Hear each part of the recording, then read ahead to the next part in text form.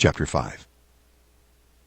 Every high priest is selected from among the people and is appointed to represent the people in matters related to God, to offer gifts and sacrifices for sins.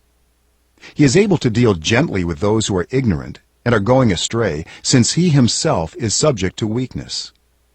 This is why he has to offer sacrifices for his own sins as well as for the sins of the people. And no one takes this honor on himself, but he receives it when called by God, just as Aaron was.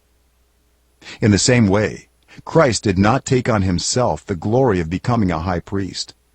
But God said to him, "You are my son. Today I have become your father." And he says in another place, "You are a priest forever, in the order of Melchizedek." During the days of Jesus' life on earth, he offered up prayers and petitions with fervent cries and tears to the one who could save him from death. And he was heard because of his reverent submission.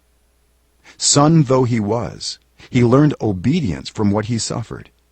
And once made perfect, he became the source of eternal salvation for all who obey him, and was designated by God to be high priest in the order of Melchizedek. We have much to say about this, but it is hard to make it clear to you, because you no longer try to understand. In fact, though by this time you ought to be teachers, you need someone to teach you the elementary truths of God's Word all over again. You need milk, not solid food. Anyone who lives on milk, being still an infant, is not acquainted with the teaching about righteousness.